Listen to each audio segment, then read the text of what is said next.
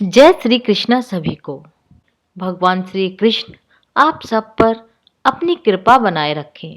आज है मकर संक्रांति और यह तो सभी जानते हैं कि मकर संक्रांति के दिन से सूर्य उत्तरायण होते हैं और यह त्योहार संपूर्ण भारत में भिन्न भिन्न रूप में मनाया जाता है। सभी जगहों पर इस त्योहार को संपूर्ण अखंड भारत में फसलों के आगमन की खुशी के रूप में मनाया जाता है। इस समय खरीफ की फसलें कट चुकी होती हैं और खेतों में रबी की फसलें लहरा रही होती हैं।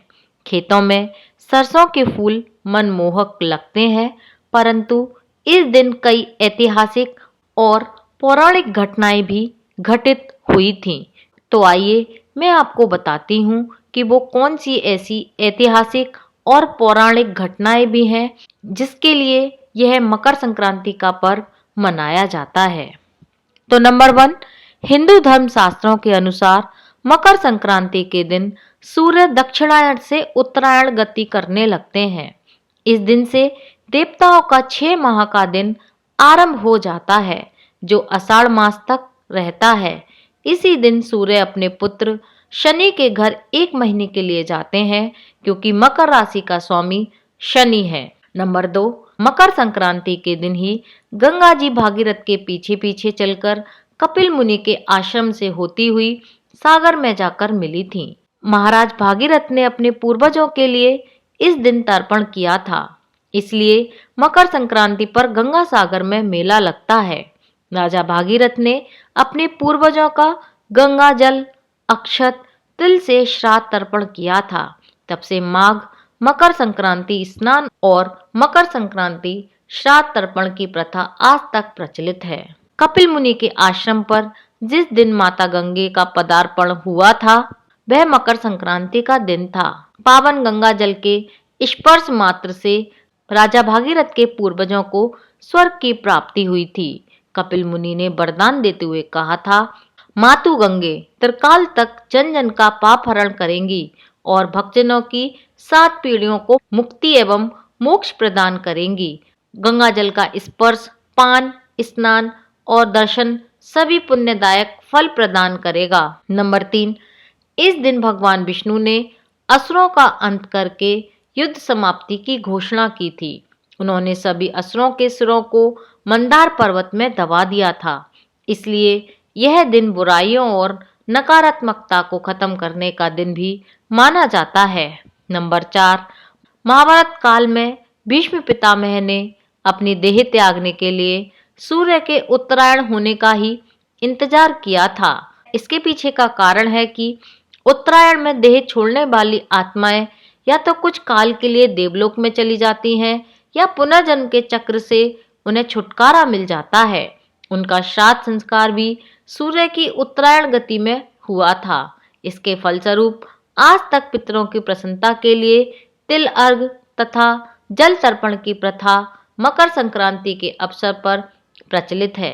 स्वयं भगवान श्री कृष्ण ने भी उत्तरायण का महत्व बताते हुए गीता में कहा है कि उत्तरायण के 6 माह के शुभ काल में जब सूर्य देव उत्तरायण होते हैं और पृथ्वी प्रकाशमान रहती है, तो इस प्रकाश में शरीर का परित्याग करने से व्यक्ति का पुनर्जन्म नहीं होता। ऐसे लोग ब्रह्म को प्राप्त होते हैं। इसके विपरीत सूर्य के दक्षिणायन होने पर पृथ्वी अंधकार में होती है और इस अंधकार में शरीर त्याग करने पर पुनः जन्म लेना पड़ता है। नंबर 5, सूर्य संस्कृति में मकर संक्रांति का पर्व ब्रह्मा, विष्णु, महेश, गणेश, आद्य शक्ति और सूर्य की आराधना एवं उपासना का पर्व है, जो तन मन आत्मा को शक्ति प्रदान करता है। नंबर 6, संत महर्षियों के अनुसार इसके प्रभाव से प्राणी की आत्मा शुद्ध होती है, संकल्प शक्ति बढ़ती है और ज्ञान तंतु विकसित होते हैं। मकर संक्रांति इसी चेतना को विकसित करने वाला पर्व है। यह संपूर्ण भारत वर्ष में किसी न किसी रूप में आयोजित किया जाता है। नंबर 7, विष्णु धर्म सूत्र में कहा गया है कि पितरों की आत्मा की शांति के लिए एवं स्वस्वास्थ्य वर्धन तथा सर्व कल्याण के लिए तिल के 6 प्रयोग पुण्यदायक एवं फलदायक होते हैं।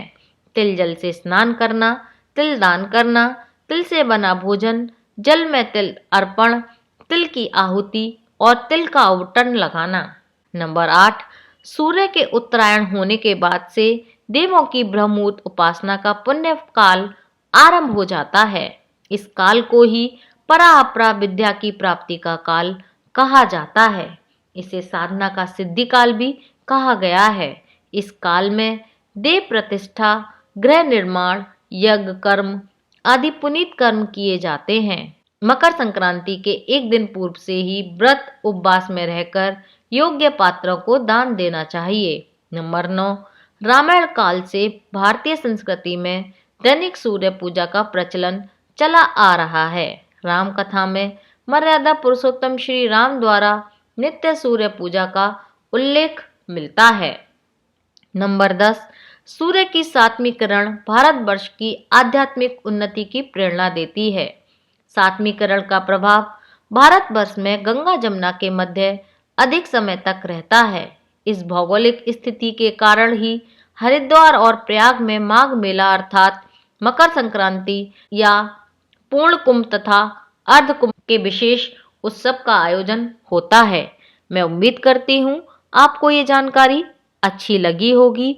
अच्छी लगी हो तो अपने फ्रेंड्स और फैमिली मेम्बर्स के साथ शेयर जरूर करना और अपने इस चैनल को सब्सक्राइब करना मत भूलना। मिलती हूँ फिर एक नई जानकारी के साथ, तब तक के लिए जय भोले।